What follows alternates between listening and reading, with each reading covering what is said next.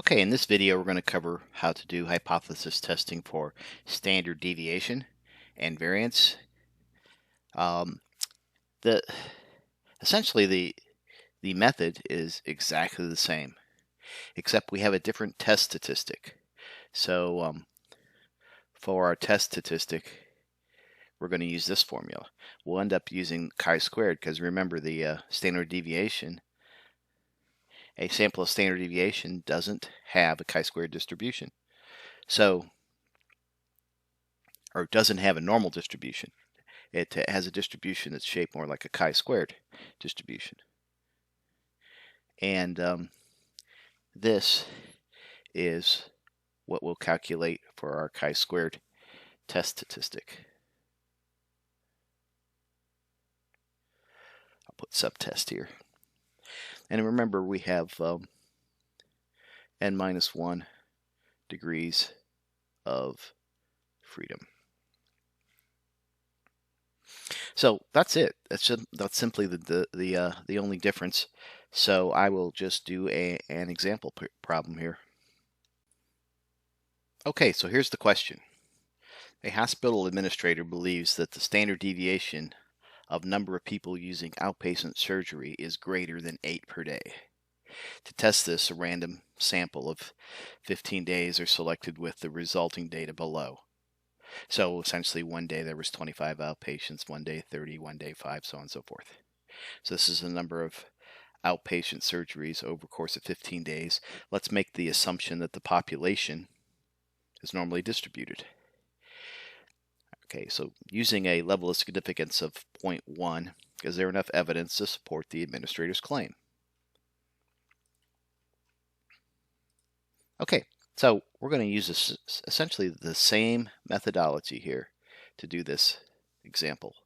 So first step, we're going to come up with a null hypothesis and an alternate hypothesis. Well, for our alternate hypothesis, we are asking is our standard deviation greater than 8 per day. So our null hypothesis is our standard deviation equals 8. Okay, that's step 1. So what we're going to have here is essentially a right-tailed test. So although this is a chi-squared distribution, it looks kind of funny. A right-tailed test on a chi-squared distribution is going to be the same idea as the right-tailed test on a normal distribution, except for this, we will have a critical chi-squared here associated with this. This alpha here is 0.1. So that means this is 90 or 0.9 over here. The clear area is 0.9. Okay, step 2. Let's set up our test statistic.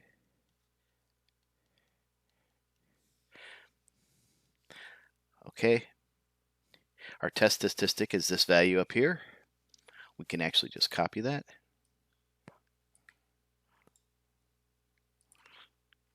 Bring her down here. Okay, I pasted a test statistic down here. So now let's figure out our information that we need to pull out of the equation. So for example, n is the sample size, 15. Sample size of 15. S is our standard deviation. Our standard deviation, well, we have to calculate our standard deviation for this sample. So just you can use the formula we talked about in the past for a population standard deviation, or you can use an application. That's what I did. I loaded an application from the internet. Here's my application. I put in the numbers in my application and it spit out for 15. Did the calculation here that we learned for standard deviation for a sample, and I get a value of 11.2. So that's what I'm going to use. So I put this data, 15 points, into that application.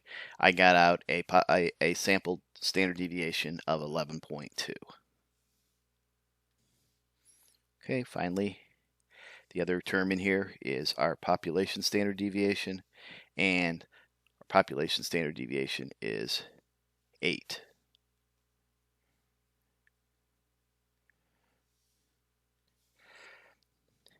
So our test stat, our chi-squared test stat, is 15 minus 1 times 11.2 squared divided by 8 squared. Here's the math I did. 14 times 11.2 squared divided by 64 is 27.4. So 27.4 is our test value. Okay, 3. Come up with our critical region, our critical value. So again, we're looking at something here where alpha equals 0.1. We'll have to go to our chi-squared tables to figure out what that is. To figure out what this value is that makes this area 0.1. And I can do is I can look at the tables for that. So I've gone and I pulled up an image of the chi-squared table from part 2, actually, when we were dealing with the standard deviation and confidence intervals, and I've pasted it here. So let's see, so if we have an alpha equals 0.1 for degrees of freedom, this is 15 minus 1 equals 14. So I come in here at 14. We've got this part is 0.9. So my shaded area here in this plot, now different plots of chi-squared have different tables of chi-squared have different ways they set it up. Sometimes they talk about the area to the right. This table does the area to the left. So the area to the left, if I have 0.1 as my critical region, is 0.9. So this is the value, 21.06. So the area equals, or not the area is 0.9, so the 21.6 is the value of chi-squared here. So this chi-squared is 21.6. 21.06. 21.06. All right, so that's it. We've pretty much done it. So now I take my test value and I see if it ends up in the critical region, which it does because it's greater than 21.06. It is 27.4.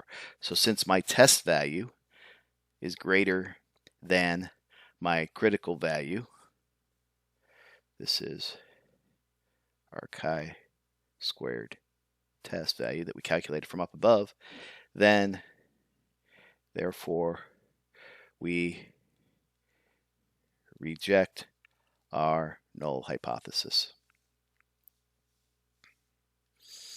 So since our null hypothesis is that sigma equals 8, we reject that.